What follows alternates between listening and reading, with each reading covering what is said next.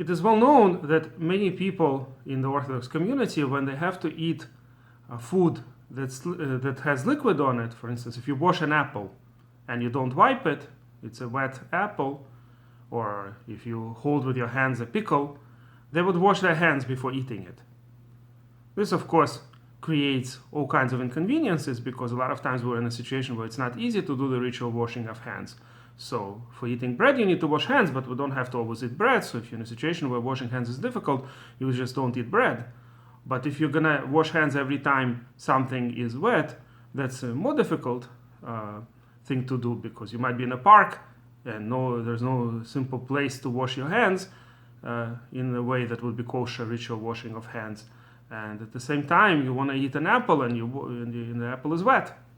So what do? So it turns out it's enough to just wipe the apple and it becomes dry. Now, one might be tempted to say that the reason we wash hands before foods that have liquids on them has to do with what we learn in this weekly reading, in this week's Parsha.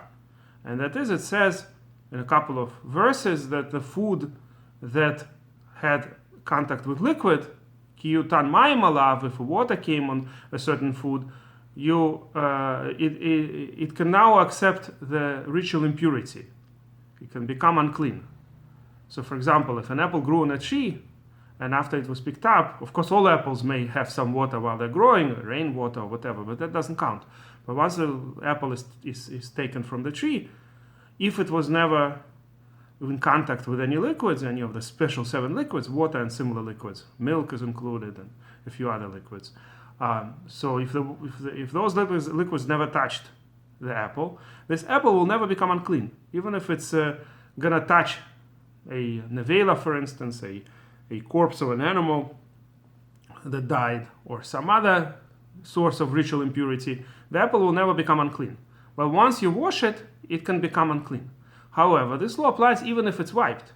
There is no difference in the Torah if the apple is still wet or the apple is now dry.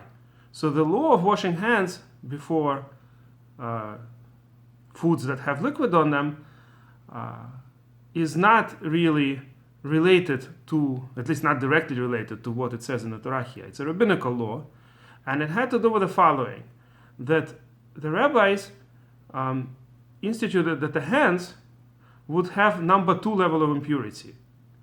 And if they touch liquids, the liquid will become number 1 level of impurity. It's kind of unusual law that the liquids, since they generally have greater ways of becoming unclean, so according to rabbinical law, they can actually become more unclean than what actually touches them. So the hands that are not washed are number 2, but the liquids that are touched are number 1. And then those liquids can make foods number 2. So that's the main reason. There are a few other explanations given, but they all have to do with technical ideas that had to do with ritual purity, and particularly the rabbinical law in this case. Rabbinical law that makes something that has actual liquid, not just a touched liquid, but that has liquid, makes it can become unclean if the hands are not washed. Now, one might be tempted to say that these laws shouldn't apply today.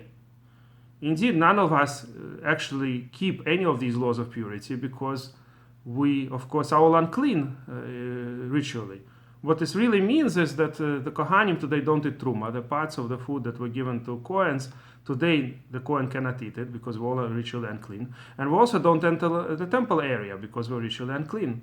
So the fact that these laws were instituted at the time when the Jews could purify themselves, in particular when they could purify the uncleanliness from the contact with dead, and for this you need the ashes of a red cow, all of these laws are not observed today, and therefore we just simply don't do whatever a person is not allowed to do when they're unclean. So why would it be important to wash hands before foods that are wet? After all these laws are of purely ritual quality that doesn't seem to apply today. In fact, a number of Rishonim thought exactly what I just said.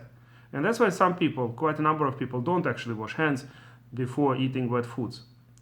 But there are a lot of people, and Shulchan Aruch paskins at least, since we don't know, maybe these laws were instituted forever, even in cases when the reason for them doesn't apply, as we find other similar laws in Shulchan Aruch. So the Shulchan Aruch paskins that you should wash hands, but you don't make a bracha. You don't make a blessing on it. If we would know for sure that these laws apply today, then you would have to make a bracha as well, but we don't know for sure. So the Shulchan Aruch paskins that you should wash, but you shouldn't make the bracha. And of course, one of the reasons we wash hands when we dip the karpas into liquid during Pesach Seder is also because of this.